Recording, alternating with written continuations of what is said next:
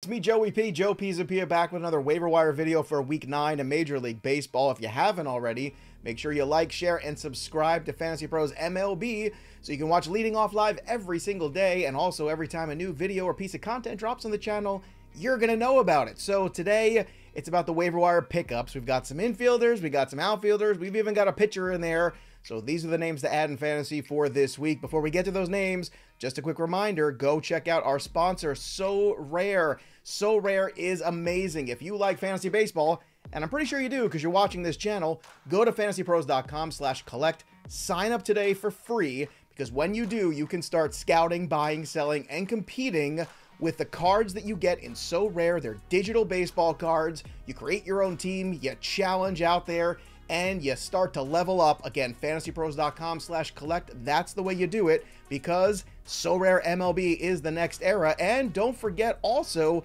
about our league at fantasypros.com/leadingoffleague, where you can take your Sorare team and challenge other Peanuts and Cracker Jacks, all of our crew. Again, that's fantasypros.com/leadingoffleague. So without further ado, here are the names to add in Major League Baseball for your fantasy teams in Week 9. Let's kick things off here with Jake Burger, third baseman of the Chicago White Sox, rostered in roughly 55% of leagues. Now, someone has got to explain this to me because I don't understand how Jake Burger, a guy who is on pace for 30 home runs, is still available in 50% of leagues. How does that happen? This guy's done nothing but hit since he got called up earlier in the year, and the 27-year-old might even possibly play some second base soon with the rumors of Eloy Jimenez coming back early from his injury. So far in the season, he has driven in 23 runs, shown glorious power, has 14 runs scored in roughly 100 at-bats. He's hitting just 257, which is understandable. The OBP is around 330. The slugging is great. The one deficit with Jake Burger are the strikeouts. He's got 31 strikeouts already in basically 31 games. Here is the deal. If you're in a points league that is killing you in strikeouts, well, Jake Burger might be a more tenuous ad, but an ad nonetheless because he can help you out in that corner spot. And in terms of any other roto format, maybe he's not giving you batting average, but he's certainly giving you power, and he might give you even more position flexibility in the weeks to come. So Jake Burger is an ad right now because this burger is hot off the grill. All right, no more bad metaphors. I'll put them aside. Next up on our list is Matthew Liberatore, starting pitcher for the St. Louis Cardinals, rostered in roughly 55% of leagues. Now, his first start with the Cardinals was very good. He scattered 3 hits over 5 innings on the 17th, gave up no earned runs, and struck out 6 guys while walking just 3. Don't be fooled by the fact that he's working out of the bullpen sporadically here because it's more of a schedule thing than anything when it comes to Liberatore. If you look at this rotation, Steven Matz is not long for it, and a lefty's going to replace a lefty because lefties are going to lefty, and Matthew Liberatore is my long-term solution to this problem. If you look at the St. Louis rotation, they've had a lot of ups and downs this year, to put it mildly, but Matthew Liberatore has been mostly up at AAA. Over his 8 starts there this year, he had a 3.13 ERA, was 4-1 over 46 innings with a whopping 56 Ks and 17 walks. He also had a whip of 1.17. Basically, this guy's got very little to prove, and I know he has struggled at times at the major league level, but it takes a while sometimes, especially for left-handed young starting pitchers, to figure things out, and he's still very young. He's just 23 years old. So be patient, stash him on your bench if you're not ready to start him right away, because I think as you look, the innings won't be a problem for him. The high for him was 124 back in 2021. There's every reason to believe he can hit 150 this year at the big league level. He's already thrown 46 this year at AAA, so the Cardinals would be smart to put Liberatore in this rotation, leave him alone, and you'd be smart to pick him up and add him to your fantasy team. This next one is a sneaky stash here. It's Royce Lewis, shortstop of the Minnesota Twins, rostered already in about 40% of leagues. Now, this is one where you gotta sort of look ahead of things. The Minnesota Twins have had a lot of injuries here, whether it be Nick Gordon, Max Kepler, Carlos Correa is always hurt, Joey Gallo just came back, Jorge Polanco is on the IL. Need I go on? It's only a matter of time before Royce Lewis gets another opportunity here with the Minnesota Twins, and he has to finish out his IL stint before that happens. He had a gruesome injury last year, and he has worked his way back from it in a big way in 2023. So far, since hitting the ground running in AAA, he's hitting over 300, and he's already got 3 home runs in just 5 games. So it looks like the kid is ready potentially for another shot at the big leagues, and he's a versatile athlete too. He can play shortstop, he can play the outfield. So it's really a matter of when, not if, Royce Lewis gets another look. And if finally you get Royce Lewis and Alex Kirilloff and maybe even Edouard Julien starting to hit, the Twins might finally have that youth movement they've been looking for. But again, this is the guy you sneak through the waiver wire for maybe a buck or two. You add him to your roster if you have the bench depth to do it, because I do think over time, in the second half especially, you're going to see Royce Lewis be a contributor to this Minnesota Twins team, and this kid is an extraordinary athlete with a lot of tools that you want to add to your fantasy roster.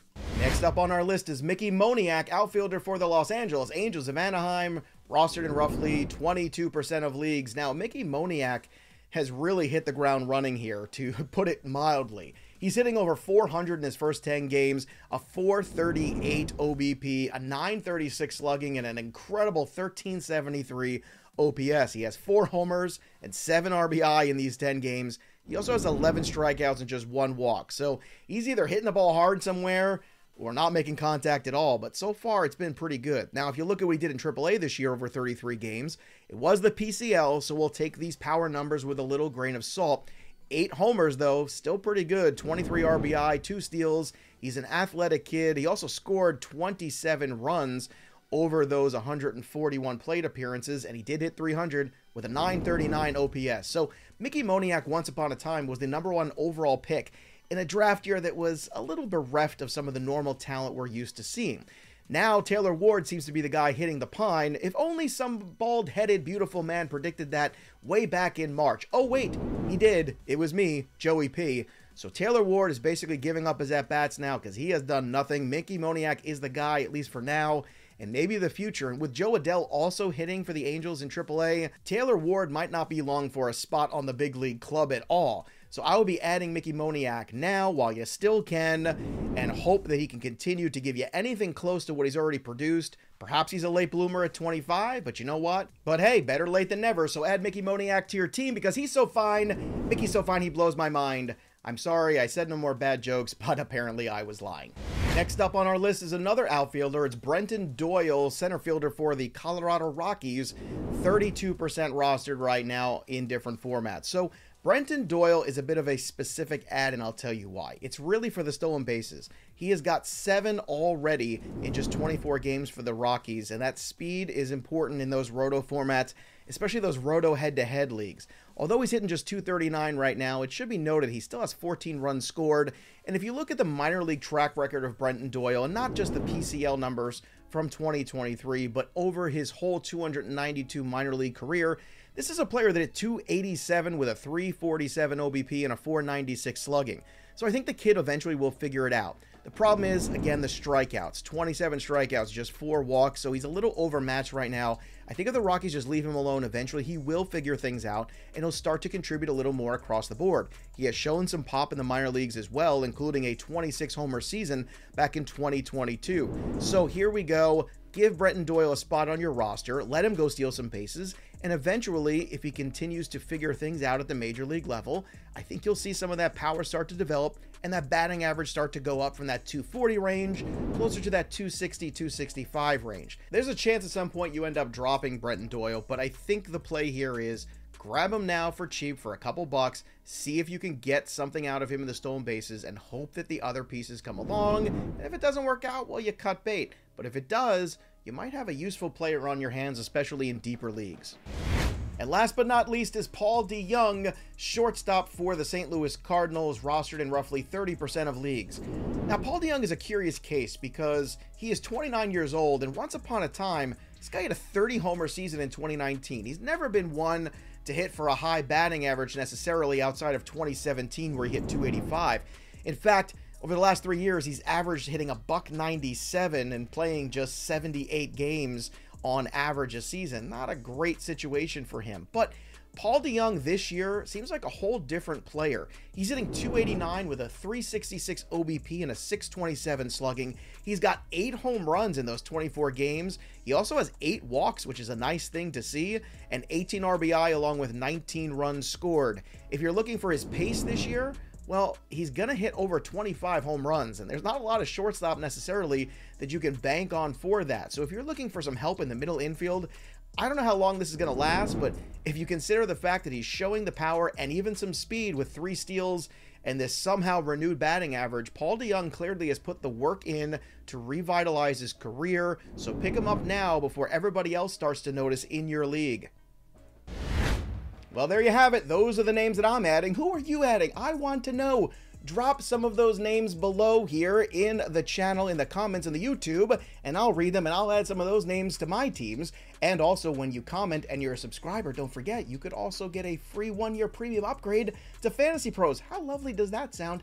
It sounds amazing. And we also want you to go play Sorare, fantasypros.com/collect. That's the place to go and join, and go to fantasypros.com/leadingoffleague to go join that as well. Sorare is fun, it's baseball, it's digital cards, it's a good time, just like me, Joey P.